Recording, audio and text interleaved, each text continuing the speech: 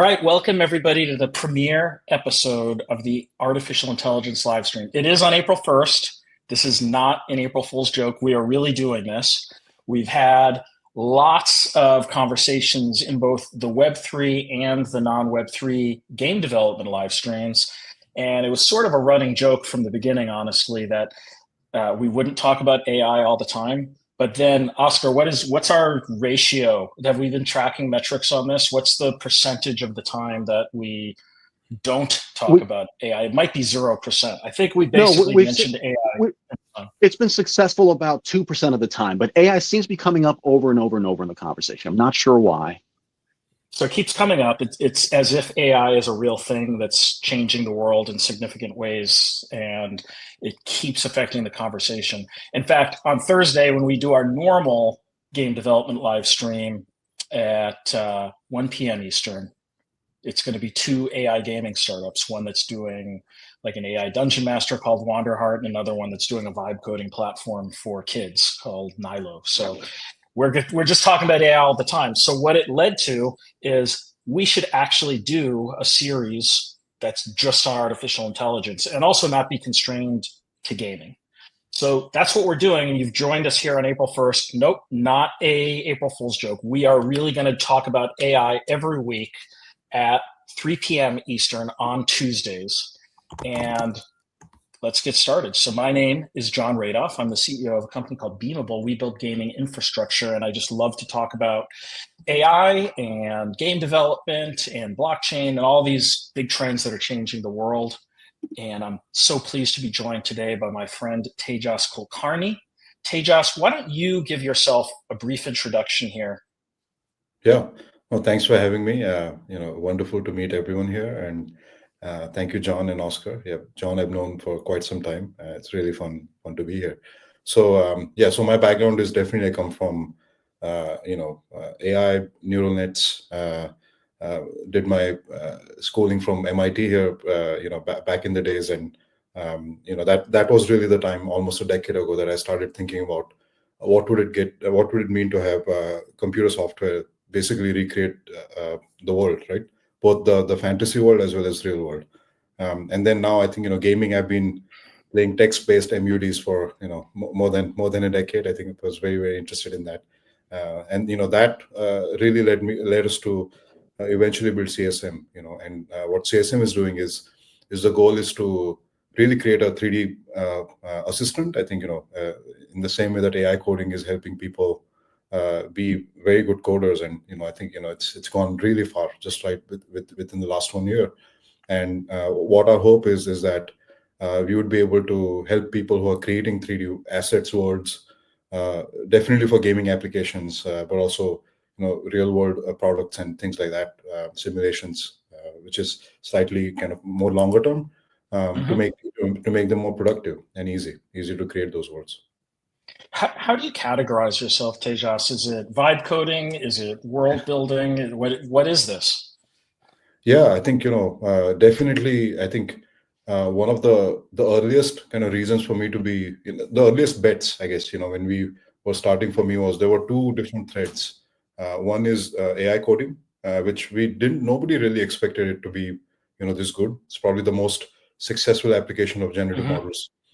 Which is kind of upside down, right? You would have expected the cups and the chairs to be first, but it happened to be the other way around. So you have AI coding on the one side, which is like vibe coding games, and then you have the asset thing on the other side, and they're all meeting together now. So I think coding is, you could argue, it's much further ahead, not in terms of creating a full world, but really kind of making a huge impact. I think nobody knows how far it can go, really.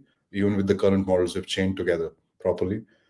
So I think, but the content piece, the gooiness of the real world, right? The dragon kind of moving around in some way, or the chair looking the way it should be with all the PBR materials. So that's really the art aspect of things, right? So I think if you can have both of these things, then your regular artist can become a superhuman artist, and someone who doesn't even know anything about art can actually start dabbling in it. So I think the way I see what we are doing is AI coding is happening independent of us, and I think we are building the 3D generative models. that are going to kind of interface with that and really truly open up the vibe revolution in many ways on both sides.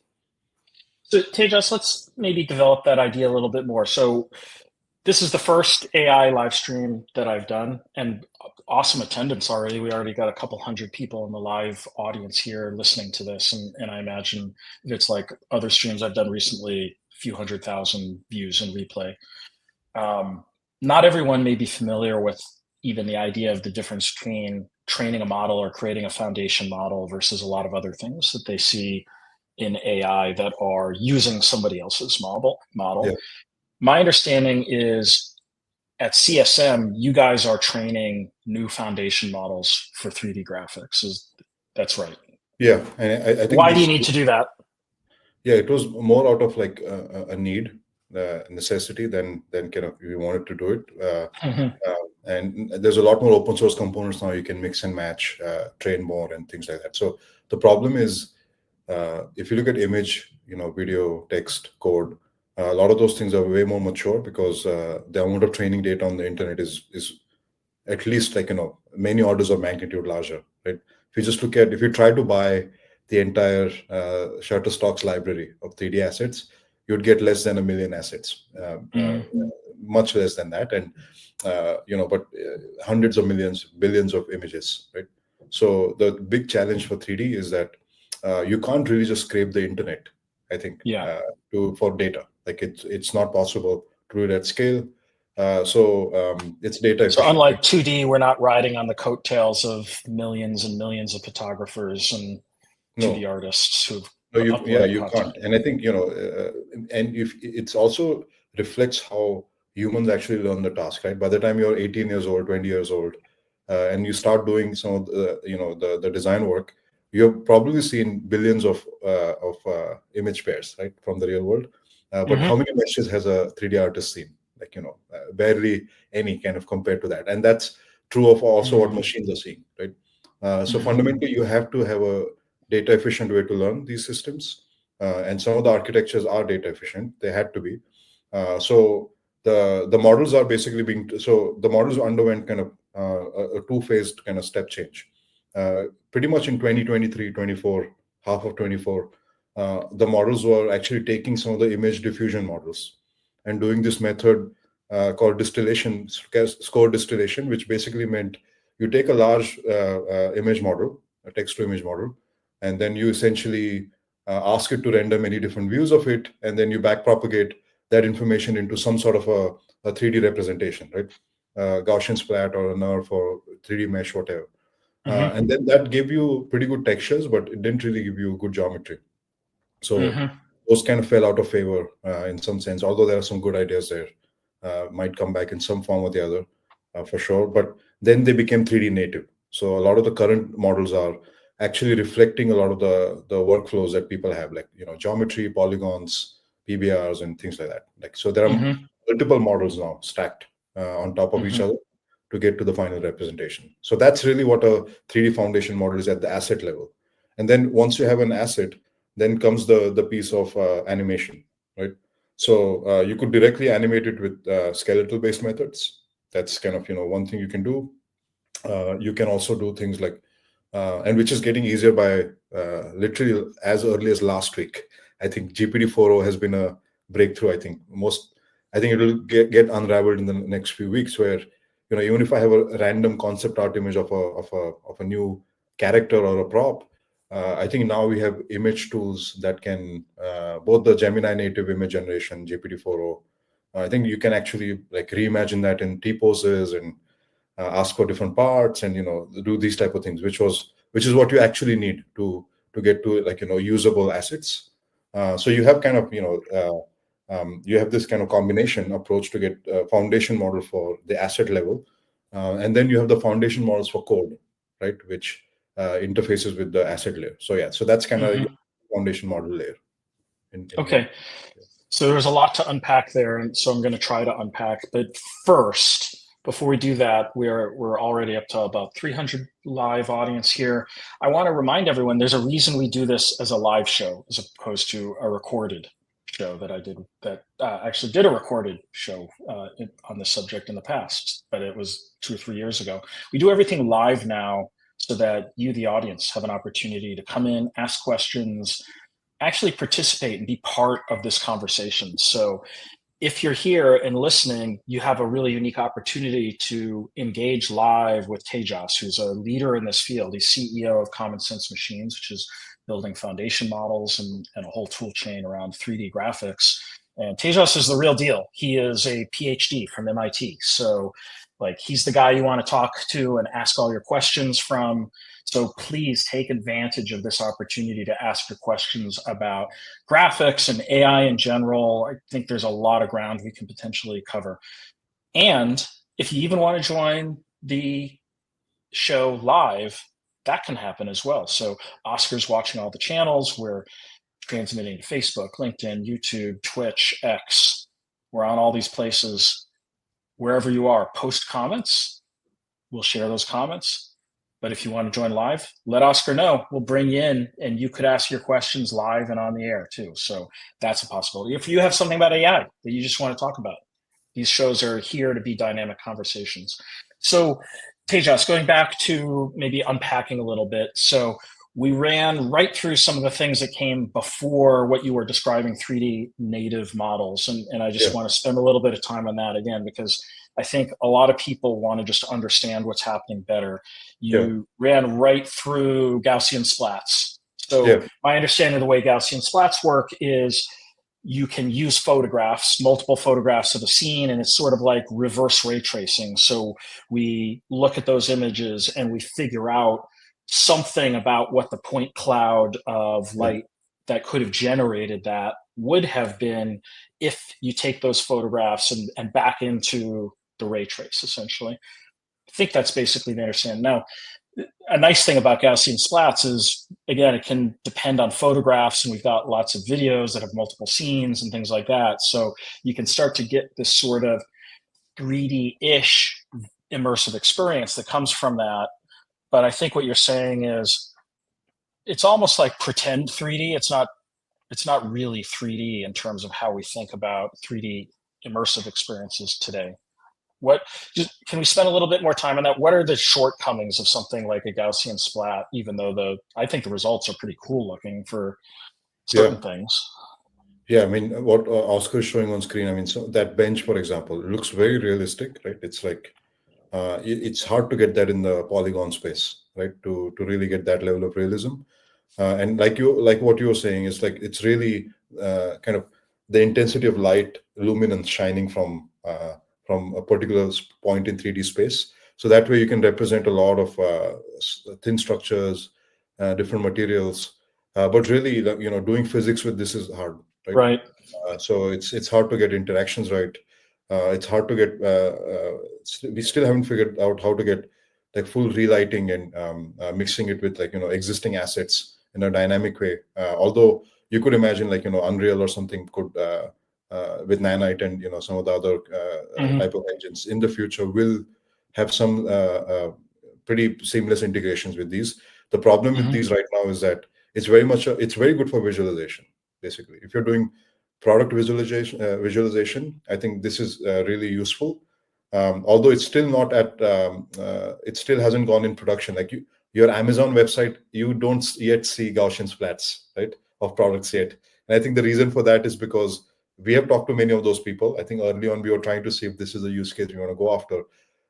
What happened there is if you can't control every single pixel of your Louis Vuitton bag or whatever, right? Then people get scared of that, right? So editability is really hard with this.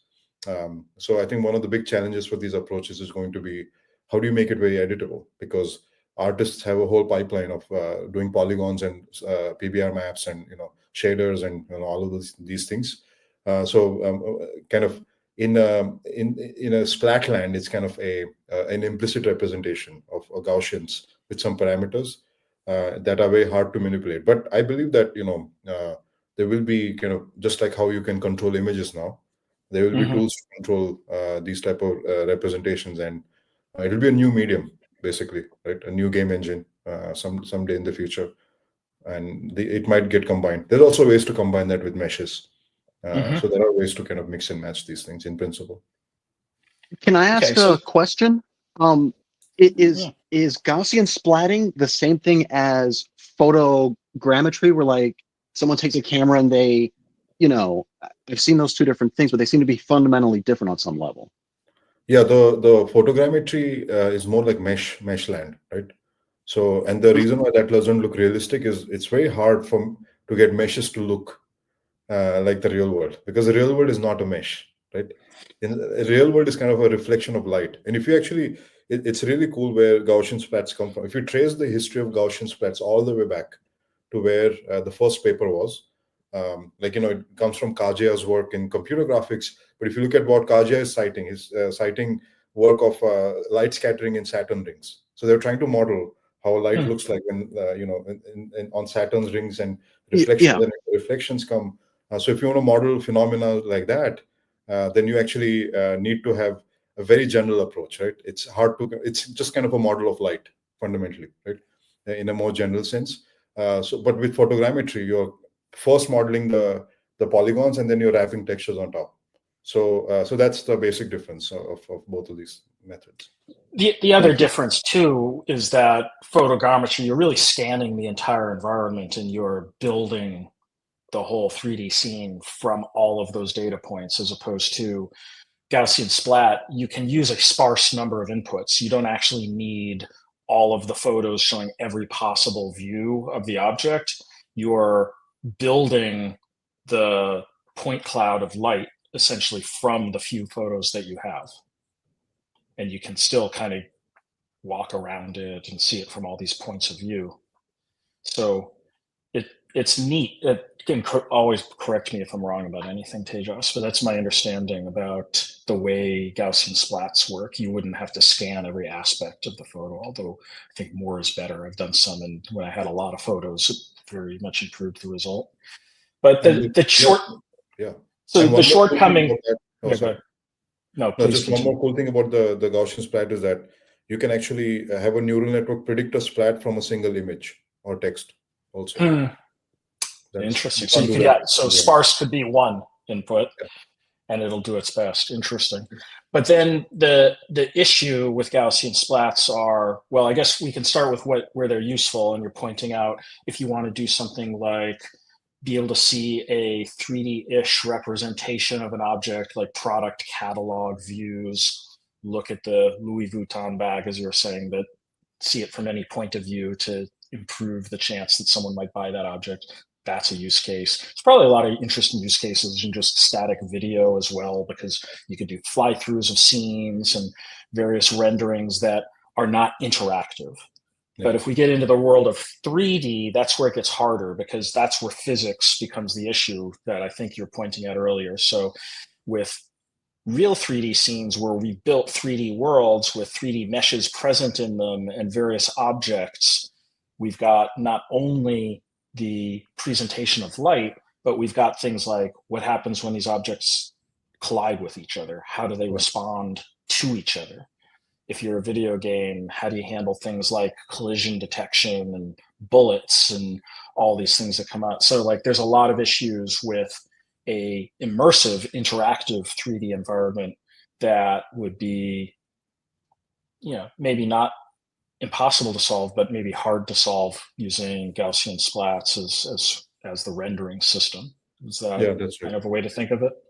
Yeah, I think I agree. I think so. It's just that they look very realistic, and I think if you can bring their realism to and kind of solve some of the issues you kind of just highlighted, then we have best of both worlds. There is a pathway. I think there is a pathway to, and in all the cool thing is that in a lot of the work that happens in predicting meshes, for example, in these foundation models and 3D foundation models, splats are actually are used in the intermediate parts of the pipeline as loss functions and as training targets. So it's very incredibly useful to do that, actually. So even if you're not going to use the splat is very helpful, basically. So we've got actually a great question, unfortunately, from anonymous LinkedIn user, probably someone who's a couple of degrees separated from me, so I don't know their names, but thank you for the question, asking about how you build an AR world. I think he's asking, how would you use AI to generate objects that would be useful in AR? Are there different considerations for something in AR versus just a completely virtualized world like an MMO or an online game? I think like splats are really useful for AR, right? Because if I want to take like real world machinery, shiny things, machine parts for education, for cars, for jet engines, whatever, right? I mean, I think, things that are quite complex and people use ARs for a lot of those education training applications. Maybe it's for like, go more like Pokemon style kind of games that are out there in the real world. I think for AR, actually, it's closer to visualization, right? Because you're not doing like deep interaction. A lot of the interaction is also with the real world. But some of the AR applications that people seem to be using a lot more, the appearance matters a lot, right? So it depends on what you're trying to build. If you're building a game, then it really, I mean, then you have to think of it as a game engine, right? Just a mesh-based representation. But I think AR is probably good for like AR and splats can work pretty well with each other, I feel.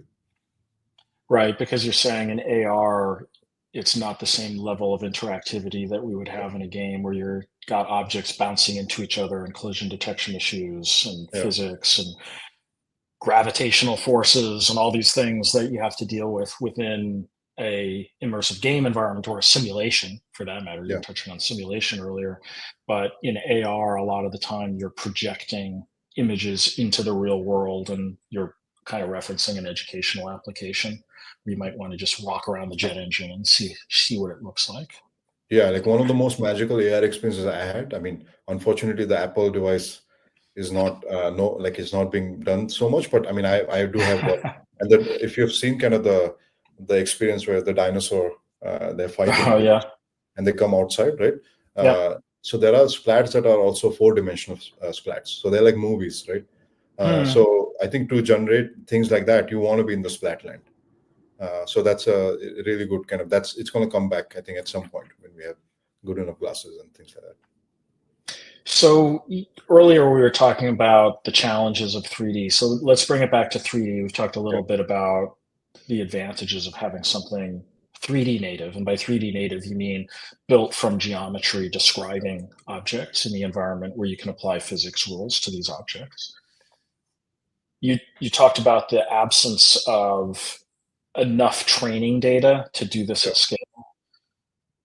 What else is hard about this? Like, is that it? Or could we solve it if we had 1 billion 3D models we could just download and train a model? No, it turns out I think you don't need that much. Like, I've been surprised how data efficient they are. So when I first started, I mean, this many years ago, it just didn't work, but we're just kind of fiddling around and more or less trying to get these models to do something.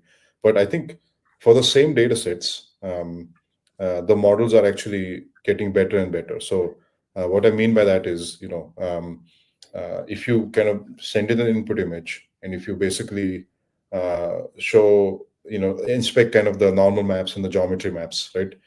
Some of the more recent architectures without changing the data set, they're astronomically better, right? Which was not something that I expected. So I don't think we're going to be data bound, which is good news. And because there isn't enough, right, at all. And I don't think we need that. And there is existence proof that the human brain has figured this out. So I think, it all kind of adds up, I think, from first principles.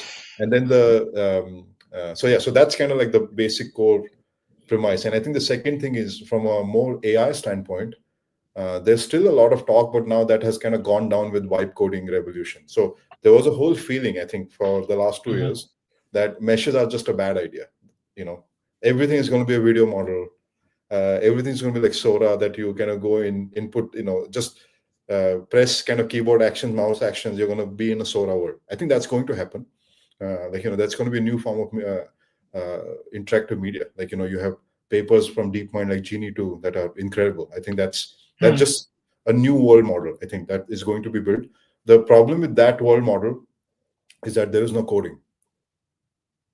So a real world model actually also needs to have program synthesis because that's where a lot of persistent state and just all the things that we have from programming. I think, if kind of God was building a simulator, I think it'd definitely be a programmer to kind of express reality in the fullest extent. But I think 2 years ago, meshes was like a bad idea from an AI standpoint, like a deep learning community.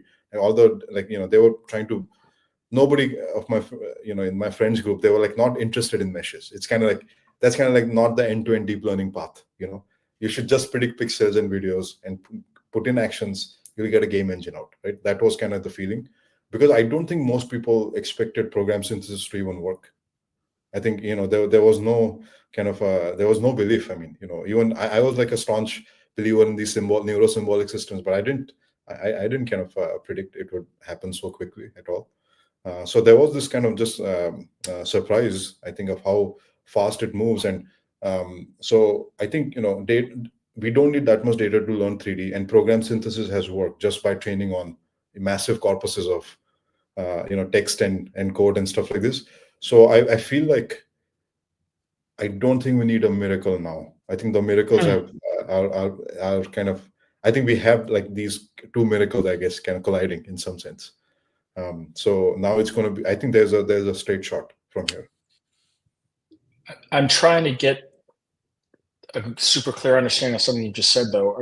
Are you saying that you think we'll eventually move past meshes and everything will just be image, like the models will be so smart that they'll figure?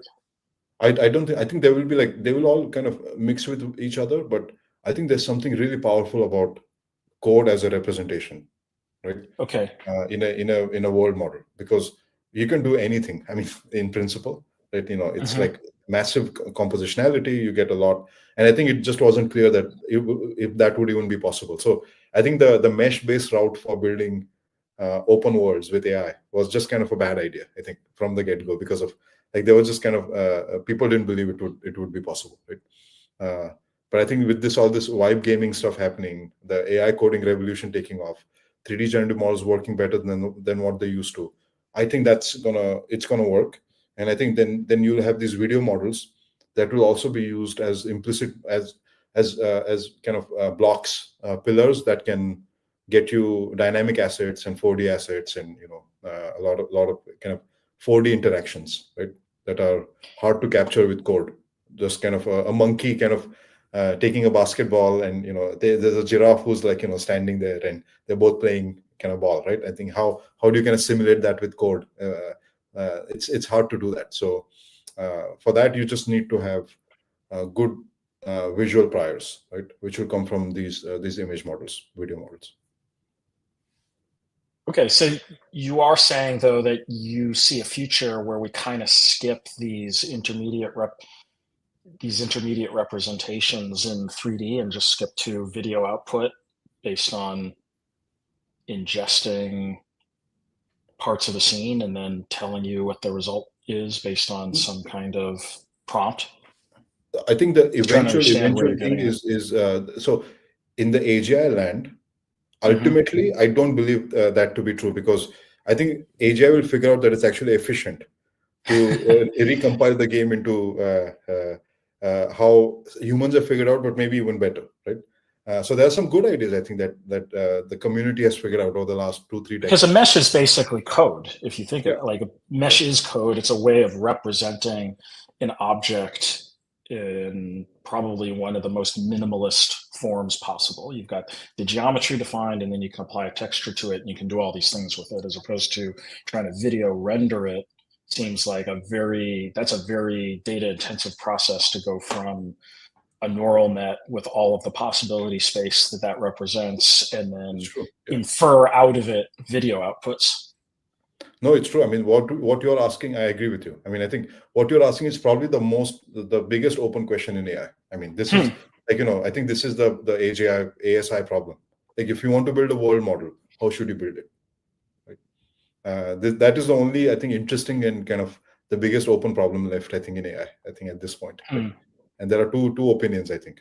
One opinion would say, no, it will just be the predictions of a neural network, which will be pixels, and actions will come in.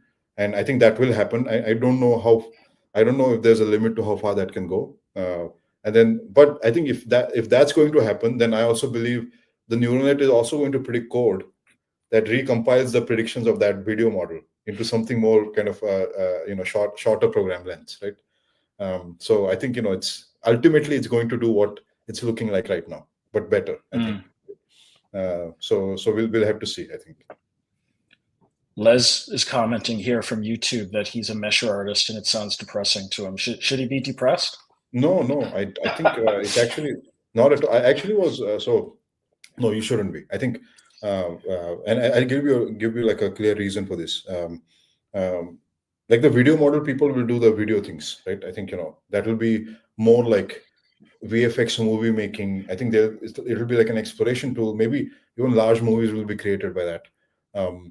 But I think there's something fundamental about the kind of things you're doing, which is connected to coding, which is what John was also saying. I think you'll be fine from the principles of Kolmogorov complexity. I think there are things that will just kind of remain in the computational substrates of what the kind of things you're looking at.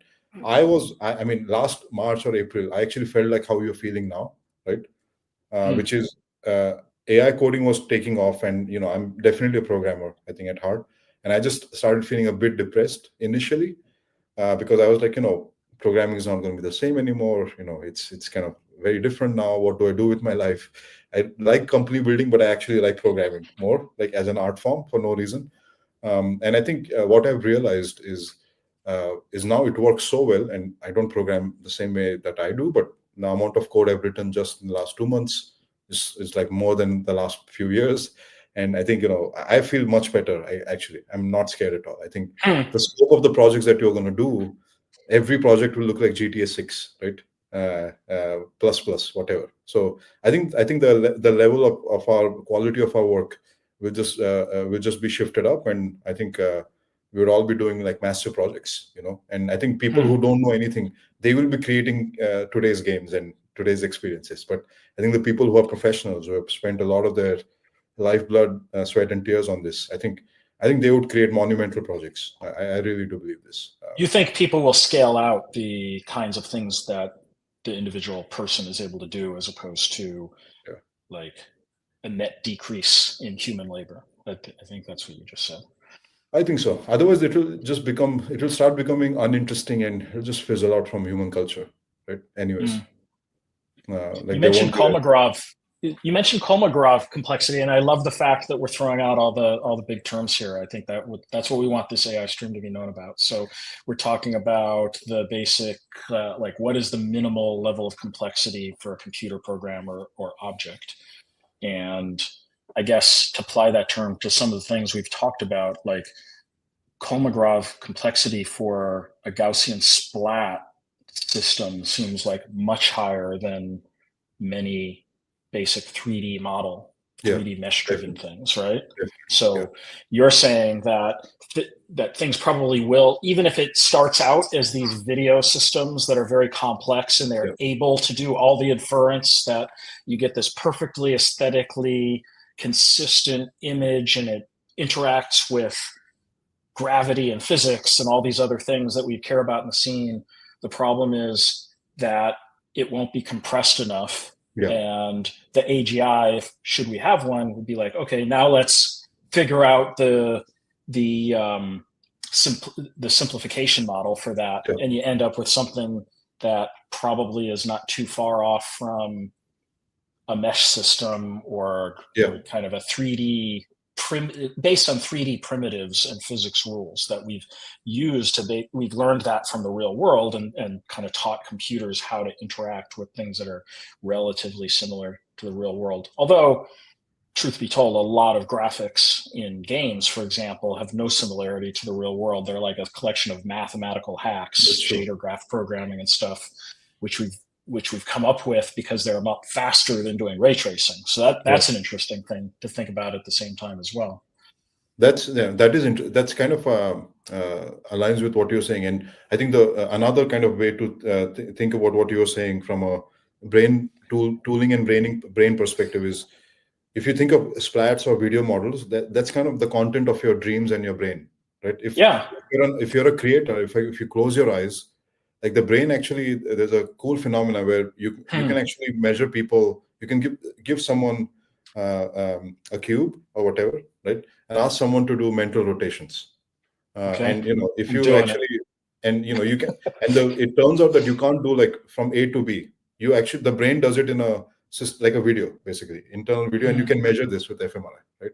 So your brain is kind of rendering these pixely things in your head. But if you had to, as a designer, go and use tools and Blender and other things, then you'd have to kind of translate that imagination. So a lot of, I think, it's kind of these two systems, right? One is the GUI imagination, which is not symbolic, and then you have tool use to compress that down even further into something that is kind of manageable, right? So we are probably in the first phase of AI, I think, for the most part, and then the second phase would come with the computer tool use, MCP servers, and code, and all these type of things, kind of distilling all of that knowledge into something reusable, reprogrammable, all of that stuff. I'm caught on this thing you were just saying about our brain and dreams, because before you said that, I think what I heard you just say is we basically have a little bit of a video buffer with multiple frames in our brain that our brain can render against for doing things like imagining a 3D rotation.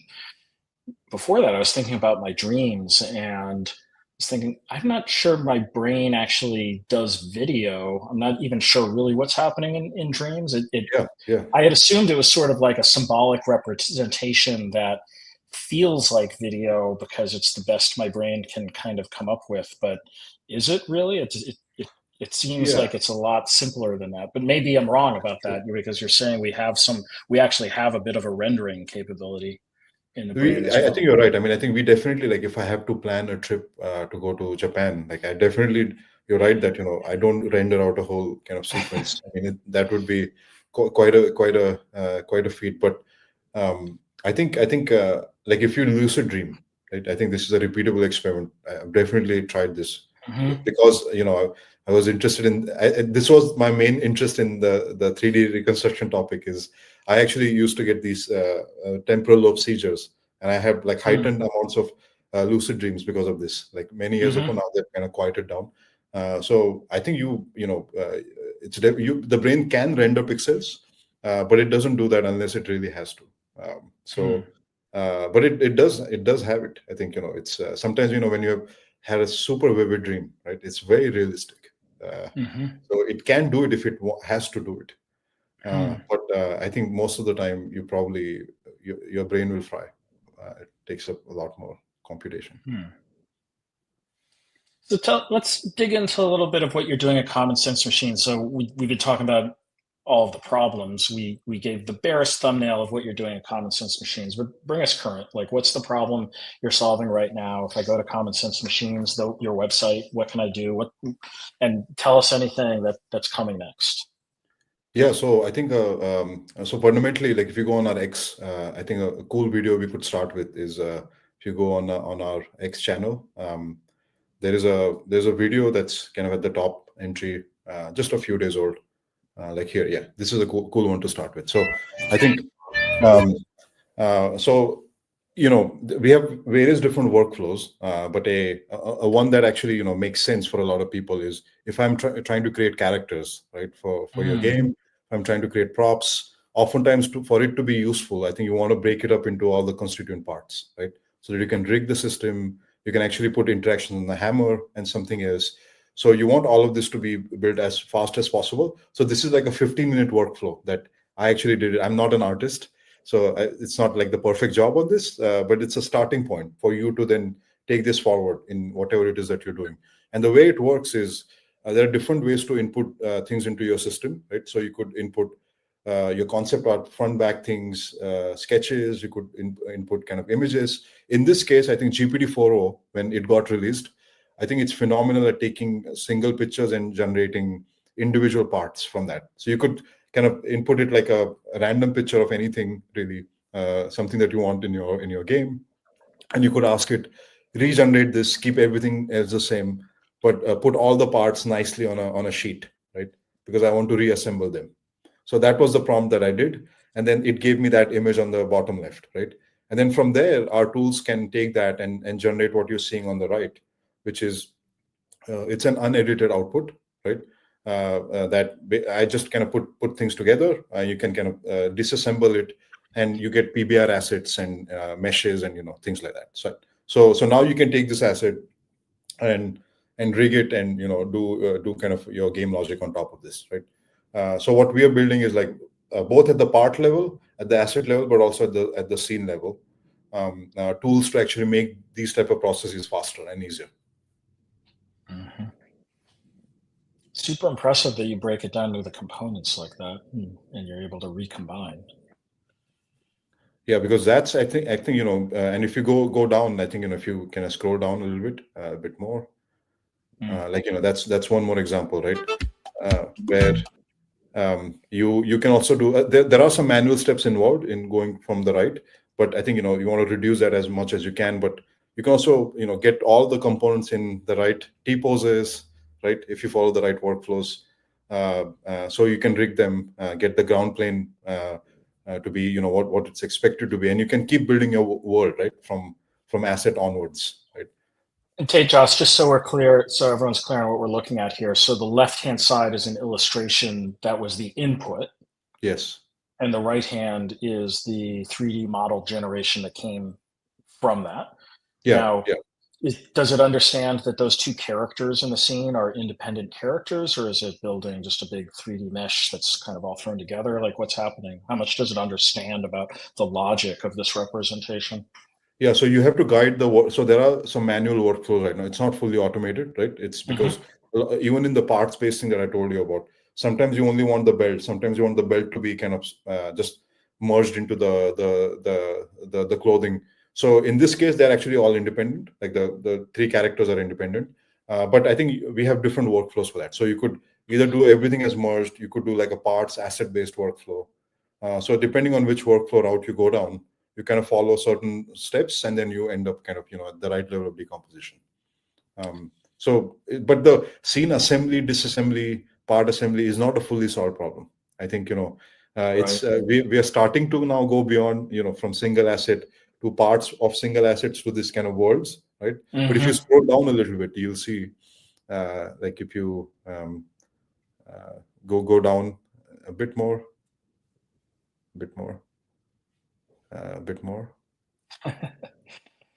And everybody, just go to Common Sense Machines X page. Go look at this stuff yourself, because their demos are super cool, and I think you'll learn a lot. Yeah, keep going down. I think just a little bit more. I want to get to the scene level. I think if you keep scrolling, I think in a second you might find it. Keep scrolling. Oh yeah, no, this one. Yeah. So so this is also a scene that's created using our tools. It's a very complex scene. I mean, I think this is kind of the grand challenge, right? So if you expand that, you'll see why that's complicated. There's a lot going on here. Like there's hundreds of assets. All these assets, by the way, are from our product, right? So even the text and everything, we have tools to like get that right?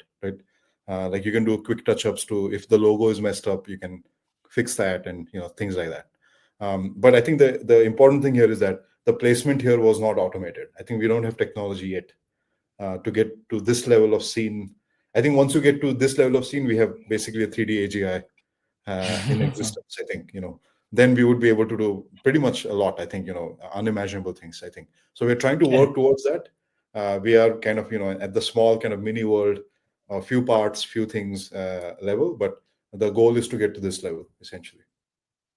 Now, I just saw something fall off the shelf there. So we got it, because before I saw that thing fall off the shelf, I was also thinking, what I want is all of those distinct objects in the 3D scene to have their own representation, so that now the car can crash into the shop from behind and everything knocks over and it follows normal real world physics that we're used to. So how close are we to that? Is that the 3D AGI? Yeah, I mean, that I think there will be two steps to that. So I think the hardest step for that is to have this agentic scene builder, right, that can create this type of representation. Everything is its own components. That is the harder part, because once you have done that, then putting mass and gravity and other things on these assets is going to be relatively possible. I think it's not going to be solved, but it's going to be possible with at some basic level. It will be possible for gaming applications with visual LLMs, right? You could say, ask the thing, oh, what's the mass of this Lay's chip, and stuff like this, and you can probably get like pretty far with that. And then I think a step after that is if basically a dragon comes there and kind of flaps their wings and stuff like that. Then how do you model the interaction of the dragon wings, right? Which is slightly different than modeling physics, because that's about biochemical reactions inside the dragon. So that's where I think these models will have to be tied to video models in a general way. So that hasn't happened right now. People are doing rig-based systems, but they will evolve into more like video diffusion-based systems. Well, ultimately, you're even dealing with things like fluid dynamics there, because I'm thinking of the dragon's wings, you're moving air. So what is the result of air turbulence and air currents, and how does that affect a scene and the objects in the scene according to things like their air resistance properties and their weight and stuff like that. So we've got a whole bunch of questions coming in from the online audience. So let's take a moment to look at some of these. So Les asked an interesting question around rigging. You mentioned a little while ago when we were looking at the 3D character that you would rig it yourself. What about auto rigging as just yet another step that would jump into this? I think I think especially the way image models are like automatically placing assets in the right orientations now from any input. It's not a fully solved problem, but it's last 1 week, it's dramatically better. So I would say auto rigging is very much kind of possible now, especially if you're doing vibe games and stuff, right? I think it's like, someone should start trying that. I think ASAP. Like, if I had a little bit more time, I think the tools are there now. I think, you could create a lot of different embodiments, like bodies, and, start doing auto rigging. There's a paper RigNet, which came out some time ago. And then there are some other startups and companies who are also kind of specializing in that type of technology. And I think we have been wanting to add that. It's just that, the models were not, we were not getting good orientations all the time. But now some of that is much better. And another question here coming in from LinkedIn, the question is, what do you recommend for people who are not coders, but want to be able to do work like this? I think one answer is the URL is csm.ai. Like you're not targeting coders who are programming this stuff. It's a user interface with prompting and things like that. And you supply an image and it works out the 3D models. I mean, I think that's kind of like there was an earlier user, one of your dialed in person asked the question, like, should I be concerned as an artist? I think as a programmer, I should be more concerned, honestly, because I think the whole trend of what's happening here is that even the vibe gaming stuff that you're seeing is that if you're a creator and an artist, I think there's going to be these SaaS tools. Oh yes, as mesh, the mesh artist. I mean, you should not be depressed. I think you should actually be happy, because you can probably create now the content much better than anyone. Like I would, for example, but you would also be able to actually do the programming bit a lot better now, right? So I think you now are kind of in control of where the future of this interactive medium goes. I think you don't need like people like me essentially in the same way, right? That you need it. I think it will. I mean, programmers are going to be of course needed. I think but you can now do a lot of the things that you would have asked someone to do and spend a lot of time. So I think this is going to be purely additive. We're in this kind of local minimum of subculture kind of feeling. When something new comes, it's kind of scary, but I believe we are going to pass that stage soon. Les asked this question here, and he's saying, well, does it save us time, but then we make less income overall? I'd love to hear your comment. I don't buy that business case. I think here's the other way to look at it, Les. I think the value of your time has the potential to go up significantly with all of these AI tools. Like I already find that happening for myself, even just using things like ChatGPT, deep research, like how much I'm able to like learn about a topic, even though I don't necessarily consider ChatGPT, for example, to be the ultimate teacher, and I have to go and like look into things myself. Deep research is a button I press now to give me a roadmap of learning a whole bunch of stuff. And then I go off and I learn sort of the next level down on my own rather than depend on it. But it's an accelerant and it saves me a lot of time. And I feel like that paradigm plays out across a whole lot of things. So if the value of your time goes up, then economically speaking, that should translate into even greater income.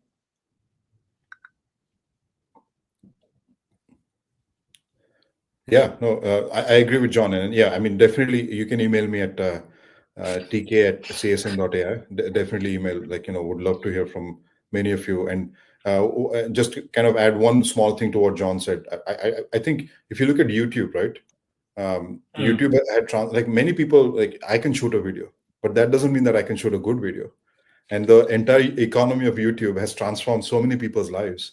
I think you want gaming and 3D to be there, right? I think it's such a small economy right now. You want all of us to get to a point where we are at least at the YouTube economy level, right? So and I think then taste matters, right? Taste, creative direction. I think these are the types of things that are going to matter a lot, because if everyone can generate anything at some level of realism, I think, or engagement, then that's going to be normalized. So if you actually have creativity of any sorts, I think you're going to be able to do a lot with that. Something that comes. Oh, sorry. Go ahead, Oscar. Ask your question. John.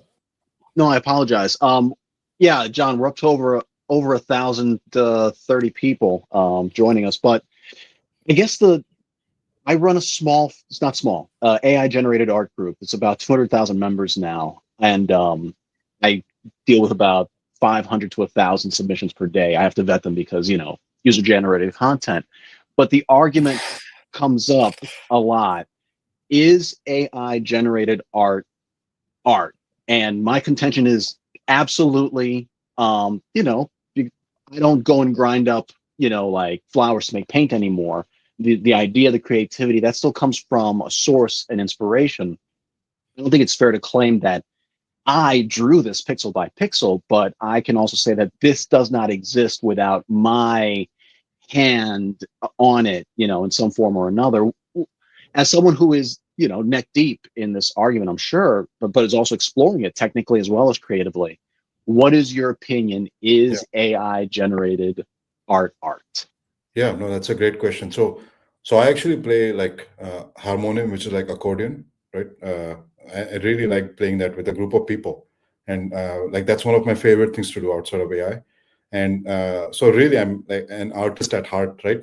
Not very good, but I think I really understand, like, when people say, if you want to paint, like, have the Ghibli image, it's not about the image itself, it's the process of actually doing that, right? Like, the physical things and the life experiences that go on underneath all of that. So I think that will never go away. I mean, I think I totally hear what the whole problem is all about. I think it makes sense, but my feeling on this is that this is inevitable, right? I think there's like a new medium, it's forming, and it's an inevitable medium. I think it will just kind of lift us up as people who practice different forms of arts, to kind of do to find the next level of niche, right? Whatever that is. And I think there's a lot to do there. So I do kind of hear all the concerns about, like, it's just different art, right? Being in front of a computer and spending many hours, for many programmers, that's art form, right? I think literally, like, I mean, it's kind of the meditative space of being in front of a computer for like hours on end, I think, and producing like this beautiful piece of thing, a digital piece of thing. So I think that has been art for many people, right? But for some other people, like, playing an instrument in person is better than Suno and other things, right? But I think that's okay. I mean, I think we're just gonna have, there's just more art now. I think there's just more of it, essentially. So I don't think the concerns are going to go down. There will be some cultural kind of back and forth on this, because they are different things, right, at the end of the day. But they're just different. I think they don't conflict with each other. I think they are just different. And if you are doing that for your ego's reason, right? If I was playing harmonium for myself, like how good I am, right? Versus because I love doing it, right? I think it's for the love that you're doing the art, right? So why are you concerned about this? If you're loving it for your own art, then just love it for your own sake. Like, then that's the true art. So I feel like there's a lot of egos also at play here, right? When we are looking at all. Absolutely. Yeah, I've written about this topic a lot myself. When generative art a few years ago started getting popular, I wrote this article called "The Work of Art in the Age of Generative AI," and I just talked about that. And it's sort of like, what is art anyway? Like, it's one of these things that people have just questioned, and the problem is everybody has their own definition of art. I like Rick Rubin. Rick Rubin wrote this book on creativity that everybody should check out if you're really interested in creativity. And he's like, well, what is art? It's really just an agreement, like that people agree that something gets to be declared art. Like, that's the easiest way to say that something is art. The thing that you put up on your wall in a frame because you got it in an art gallery, and other people visit your house and they nod and say, yes, that is art. Now it's art just by social agreement. So anything that could fit anything, including things that are generated by computers. It also brings up this question of what is creativity. And to me, creativity, sometimes people think of it as this mystic, like almost inspiration comes from the void into your brain. But I think creativity is simpler than that. I think it's a search through like a big solution set, and creativity is just being good at the search. If you're really good at the search, you're able to come up with better solutions faster, but you're really just sort of probing a whole massively multivariable space until you come up with things that are useful. That's how I think of it. I don't think creativity is mystical. I think it's actually just mostly mathematical. It's combinatorial. I mean, I think, yeah. Although I mean, I definitely, like, there's a major portion of me that agrees with you. Like, maybe, but there's a 10% side of me which is like, it's like like being an artist is like a spiritual form. It's almost like going to the monastery, right? And kind of shedding some identity that you had, and creating a new one, something like this, right? I think in some sense. So, but no, I think what you're saying there, it makes sense, right? I mean, if it's all about like shedding your identity to create a new one, and the art form is an expression to do that, right? And the output of the art form is almost like that kind of trace of memories that you leave as you kind of walk around in life. I think if you're doing it with that intention, like the pure art, there's not much for you to worry about, because it's not the content of what you create is going to be like, you wouldn't want to create what AI creates, right? Yes. Because it would be kind of boring as an artist. So you would want to kind of go beyond that in some sense.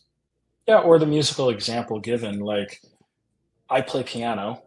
Yeah. There's millions and millions of people who play piano at an expert level, way beyond what I'm going to do in my life. But, I can play stuff competently that I choose to play, and I just do it because I enjoy it, and I enjoy the act of like channeling that art through myself and reinterpreting it and making it in real time. So that joy is not taken away either by the fact that a computer might be able to do that in the future. Actually, computers already do. If you just want computers to play music for you, like, pretty much that's a solved problem for decades now, that computers could generate synthesized music quite competently, right?